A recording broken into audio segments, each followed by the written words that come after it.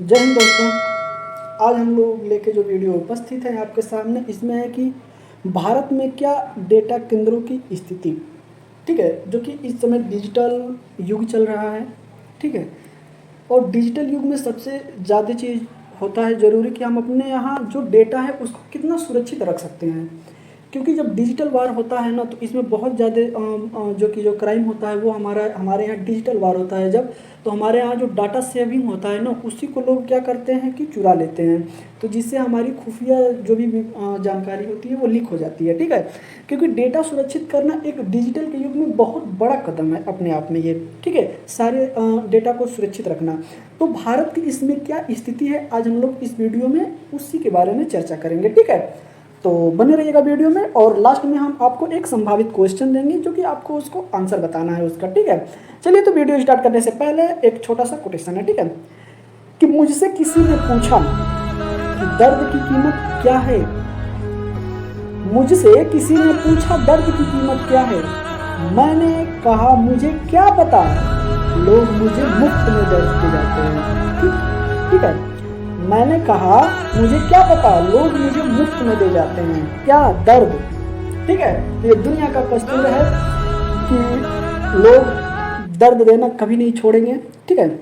और दर्द तो एक जीवन का हिस्सा है, साथ में जीना ही पड़ेगा, लेकिन जब कोई अपना दर्द देता है ना तो बहुत तकलीफ होती है। तो चलिए वीडियो स्टार्ट करते हैं। बाकी गमे ज़िंदगी किसका नहीं है। आइए आगे चलते हैं, फिर हम लोग देखते हैं आज के वीडियो में कि जो भारत में जो डाटाबेस है वो कैसे है, कितना स्थिति ठीक है, और कितना हम स्टोर कर सकते हैं, कितना नहीं स्टोर कर सकते हैं, और इसका रीज़न क्या क्या है, ठीक है। तो चलिए बने रहिए वीडियो में, आगे चलते हैं हम लोग।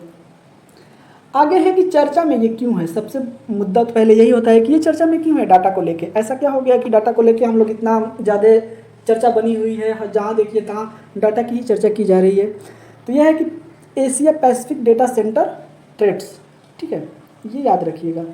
और इसको अगर हम शॉर्ट फॉर्म में कहते हैं तो इसको शॉर्ट फॉर्म में हम कहते हैं ए, ठीक है, पी, और उसके बाद बोलते हैं ए और सी, ठीक है। इसको बोलते हैं एशिया पैसिफिक डेटा सेंटर, ठीक है, एशिया पैसिफिक डेटा सेंटर, ठीक है, इसका ये शॉर्ट फॉर्म है, ठीक है।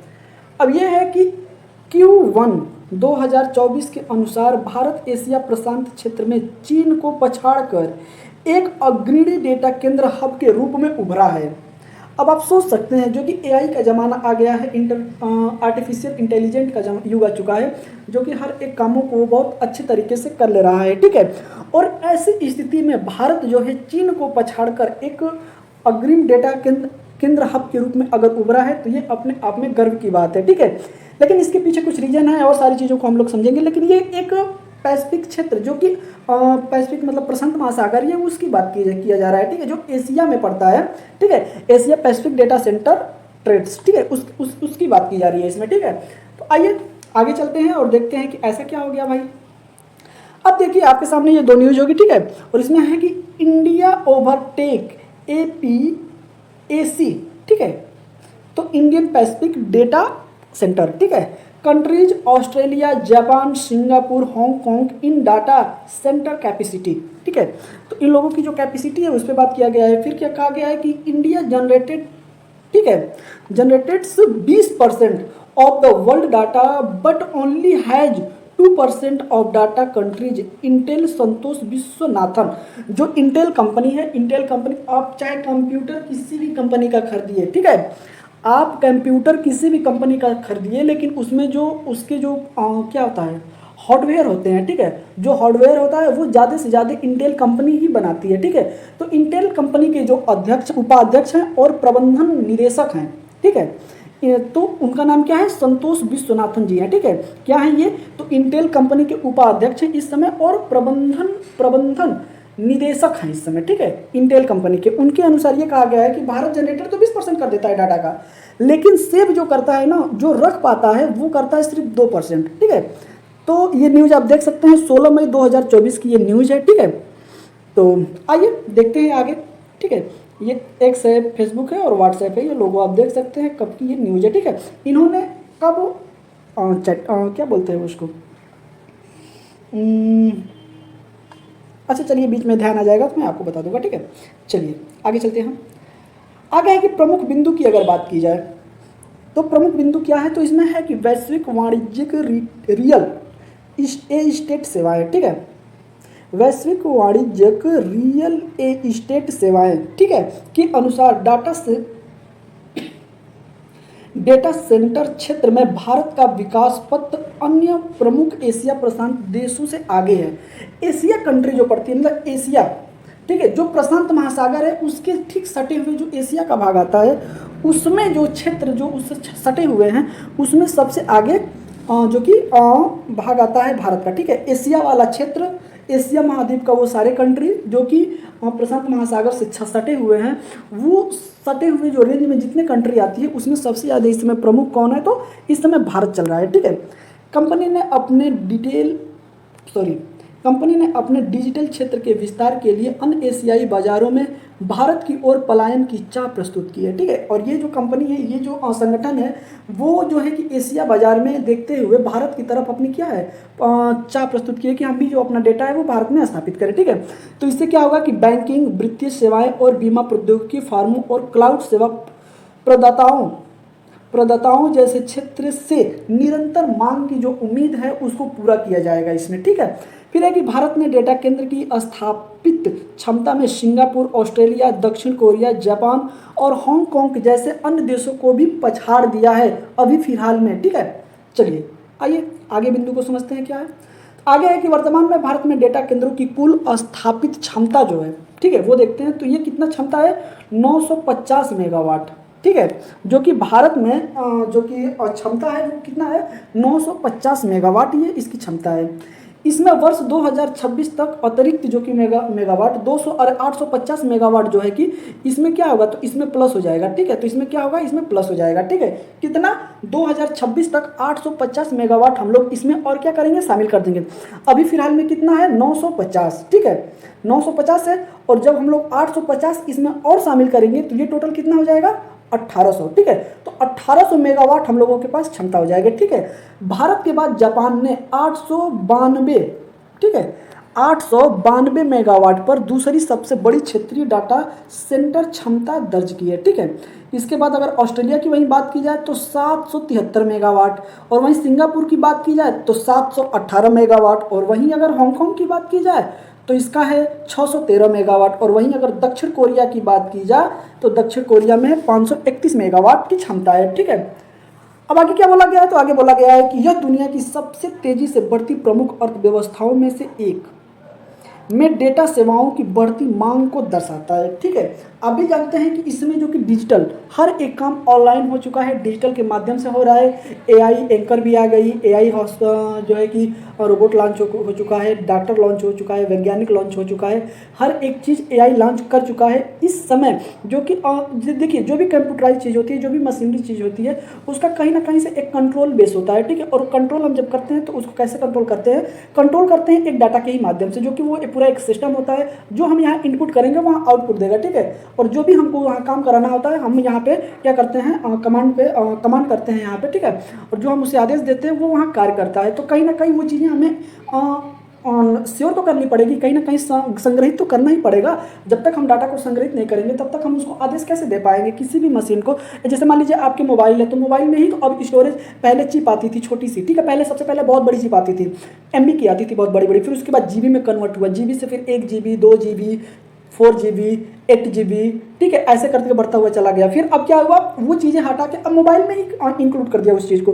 अब मोबाइल में ही हम लोगों को होता है कि भाई 256 GB या फिर 128 GB ऐसे करके आती है अब मेमोरी, जो कि तो उसी में तो हम लोग अपना एप्लीकेशन या फिर जितनी चीज़ होते हैं सब कुछ हम लोग उसी में स्टोर करते हैं, ठीक है।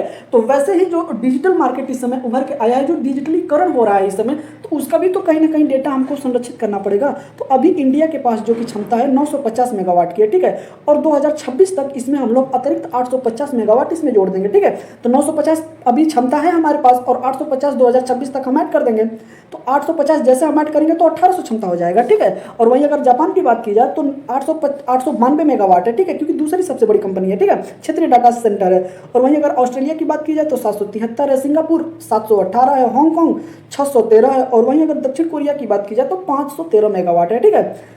आइए आगे चलते हैं, आगे भी देख लेते हैं क्या है। तो अब इसमें दिया है कि वर्ष 2018 और वर्ष 2023 के बीच भारत के डेटा सेंटर उद्योग में वैश्विक और घरेलू दोनों निवेशकों में 40 बिलियन, आप ये संख्या देखिएगा, 40 बिलियन डॉलर से अधिक की निवेश प्रतिबद्धताओं को आकर्षित किया है। मतलब कि 2018 से 2023 के बीच में भारतीय मार्केट ने जो कि डेटा सेंटर है इसमें 40 बिलियन डॉलर से अधिक, मतलब इससे प्लस का जो है कि जो कि निवेश करने वाले जो लोग हैं, प्रतिबद्धता जो लोग हैं, जो लोग इसमें निवेश करते हैं, उन लोगों का ध्यान जो है कि भारत की तरफ क्या हुआ है, आकर्षण हुआ है। ठीक है, आइए अगर भारत में अगर बात की जाए कि वो कौन कौन सा राज्य है जिसमें कि कंपनियां अपना डाटा हब बनाना चाहती हैं, तो सबसे सिक्योर के तौर पे एक तरीके से 2-4 स्टेट को चुना गया है। ठीक है, तो उसमें क्या है कि महाराष्ट्र है, फिर उत्तर प्रदेश है, पश्चिम बंगाल है और तमिलनाडु है। ठीक है, संचयी निवेश प्रतिबद्धताओं को आकर्षित करने वाले शीर्ष राज्यों के रूप में ये उभरे हैं। ठीक है, भारत जो है इंडियन पैसिफिक जो कि रीजन आता है, एशिया पैसिफिक जो रीजन आता है, उसमें जो क्षेत्र है उसमें भारत जो है आकर्षण कर रहा है अपने यहाँ। और भारत में जो राज्य है वो है महाराष्ट्र, उत्तर प्रदेश, पश्चिम बंगाल और तमिलनाडु। ठीक है, अब ये राज्य हैं जो भारत के अंदर जो कि आकर्षण कर रहे हैं कि भाई आप हमारे यहाँ आइए, हमारे यहाँ जो कि लैंड लीजिए, वहाँ पे हब बनाइए और अपना जो है कि डेटा यहाँ पे स्थापित करिए। ठीक है, तो इसमें एक और चीज़ मैं बता दूं, अगर इसी के साथ साथ मैं अगर इस स्टेट का जो है कि कैपिटल भी बताता चलूँ तो शायद आपको थोड़ा सा आसानी हो जाएगी ये याद करने में, क्योंकि जो चीज़ें हमको हमेशा आती है ना अध्ययन में, जो कि आंखों से हम देखते हैं या कानों से जब हम सुनते हैं, तो क्या होता है कि वो चीज़ें हमें जल्दी से याद आ जाता है। ठीक है, तो अगर वहीं महाराष्ट्र की बात की जाए तो महाराष्ट्र का जो कैपिटल है वो मुंबई है। ठीक है, उत्तर प्रदेश की अगर वहीं बात की जाए तो कैपिटल जो है वो क्या है, तो वो उत्तर प्रदेश है। वहीं अगर पश्चिम बंगाल की बात की जाए, सॉरी, उत्तर प्रदेश का जो कैपिटल है वो क्या है, तो लखनऊ है। और वहीं अगर पश्चिम बंगाल की बात की जाए तो कोलकाता है। और वहीं अगर तमिलनाडु की बात की जाए तो चेन्नई है। तो ये शहर जो है इस समय डेटाबेस के लिए भारत में अपना आकर्षण बना रहे हैं। ठीक है, और वहीं अगर भारत क्या है तो भारत बनाएगा अपने वहाँ के क्षेत्र में। ठीक है, चलिए आगे बढ़ते हैं फिर। ठीक है, तो चलिए आगे चलते हैं, आगे भी हम लोग देखते हैं क्या है। आगे है कि आवश्यकताओं के अनुरूप डेटा केंद्र क्षमता। ठीक है, जैसे जिसकी आवश्यकता होती है उसी के अनुसार क्या होता है, अपना डेटा भंडारण क्षमता को भी विकसित करता है। ठीक है, तो अभी जो है कि इंटेल के उपाध्यक्ष की मैम ने बात किया था कि जो उन्होंने ट्वीट किया था। ठीक है, तो यह है कि उपाध्यक्ष कौन है और प्रबंधन निदेशक जो है कि संतोष विश्वनाथन जी है। इन्होंने बताया है कि भारतीय व्यवसायों के लिए भारतीय क्षेत्र में डेटा संप्रभुता सुनिश्चित करना महत्वपूर्ण है। इन्होंने क्या कहा है कि भारत में जो है कि भारत के लिए जो है कि क्षेत्रीय डेटा संप्रभुता सुनिश्चित करना महत्वपूर्ण है। ठीक है, बदलती वैश्विक परिस्थितियों में डेटा की सुरक्षा करना और डेटा संप्रभुता सुरक्षित करना अत्यंत प्रासंगिक हो गया है। ठीक है, क्योंकि जो कि क्राइम, जो बड़े बड़े क्राइमों को अंजाम दिया जा रहा है अभी इस समय जो है कि भूमिका ये भी निभा सकता है, तो इसको बहुत अच्छे तरीके से जो कि इसको सुनिश्चित करना है। ठीक है, और आगे है कि दुनिया में उत्पन्न होने वाले सभी डेटा का लगभग 20% हिस्सा जो है कि भारत का है। ठीक है, अगर दुनिया में जितना भी डेटा उत्पन्न होता है वो डेटा 100% में 20% जो है कि वो भारत उत्पन्न कर देता है। ठीक है, भारत का उसमें हिस्सेदारी होती है। अब सोचिए कि अगर पूरे वर्ल्ड में मिला के जितनी क्षमता होती है ना, उसमें 20% अकेले सिर्फ भारत उत्पन्न करता है। लेकिन भारत की संग्रहित और संधारित करने के लिए दुनिया में बमुश्किल 2% डेटा को ही केंद्र है। ठीक है, अब सोचिए कि 20% हमने उत्पादन कर दिया। ठीक है,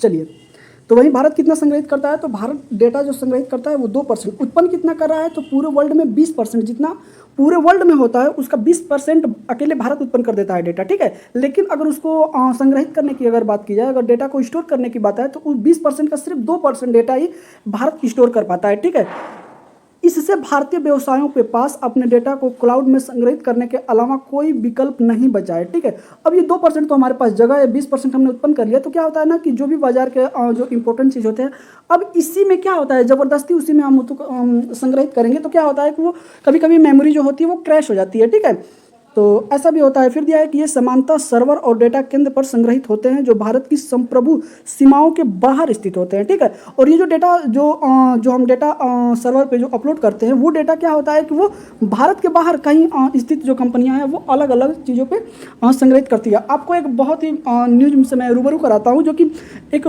भारत में जो कि पहले मास्टर कार्ड आता था। ठीक है, इसके पहले ही कुछ आता था, लेकिन उसको बंद कर दिया गया, इंडियन गवर्नमेंट ने उसको बैन कर दिया था भारत में।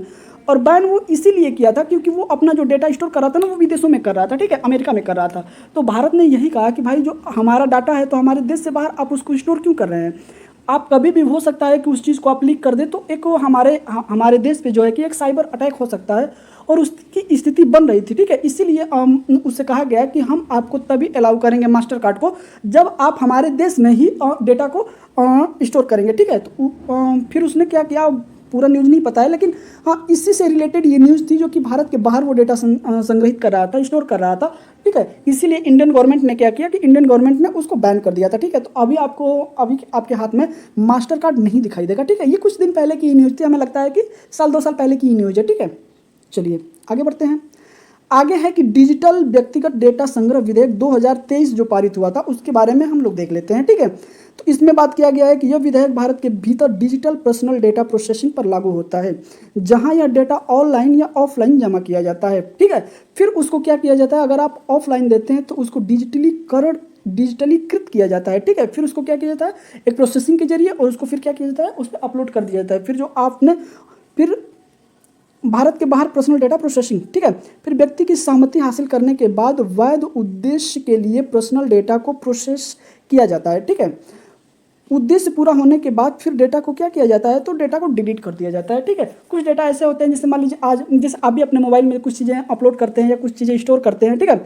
और उसके बाद होता है कि आप कुछ समय के बाद देखते हैं, फिर उसके बाद खोजते हैं अच्छा ये जो डेटा है इसको अभी हमें ज़रूरत नहीं है, तो उस डेटा को आप क्या करते हैं, डिलीट कर देते हैं। वैसे ही प्रोसेस वहाँ भी चलता है, जो डेटा पुराने हो जाते हैं या फिर जिस डेटा का कोई यूज नहीं रह जाता, या फिर जो प्रोसेसिंग करके अपडेट करके जो एप्लीकेशन आता है, जो डेटा आता है वो थोड़ा सा अपग्रेड अगर हो गया है, तो फिर जो लो क्वालिटी का जो डेटा होता है उसको क्या किया जाता है, डिलीट कर दिया जाता है, ठीक है। चलिए आगे है कि यह विधेयक बिल व्यक्तियों को कुछ अधिकार देता है, जैसे सूचना हासिल करने का अधिकार, डेटा को संशोधित और मिटाने की मांग करने का अधिकार, और शिकायत निवारण का अधिकार, ठीक है। जो 2023 का डेटा संग्रहित जो कि एक्ट आया था उसमें क्या क्या आपको देता है, तो सूचना आप हासिल कर सकते हैं, ठीक है। फिर उसके बाद डेटा को सुरक्षित या फिर डिलीट कर सकते हैं, मतलब उसको या तो उसमें कुछ नया चीज़ जोड़ सकते हैं या फिर उसको डिलीट कर सकते हैं, ठीक है। और अगर ऐसा कुछ हो रहा है तो उसके खिलाफ आप शिकायत भी कर सकते हैं, ठीक है। और शिकायत की तरह आपका निवारण किया जाएगा। ये सारी चीज़ें इसमें दिया गया था, ठीक है। इसमें मामले के निपटान के लिए एक बोर्ड की स्थापना का भी प्रावधान किया गया था। किसमें, तो 2023 का जो डेटा संग्रहित एक्ट आया था उसमें ये भी बात किया गया था कि इसमें एक हम लोग बोर्ड की स्थापना करेंगे, जो बोर्ड होगा इस पर निगरानी रखेगा कि ये लोग अपने मनमाफिक काम ना कर पाएँ, ठीक है। तो हमें उम्मीद है कि आपको ये चीज़ें समझ में आई होगी, और मुझे बहुत अच्छा लगा कि आपने ये वीडियो देखा, ठीक है। अभी हम लोग चलते हैं संभावित क्वेश्चन की तरफ, और उसका आंसर भी आपको देना है, ठीक है।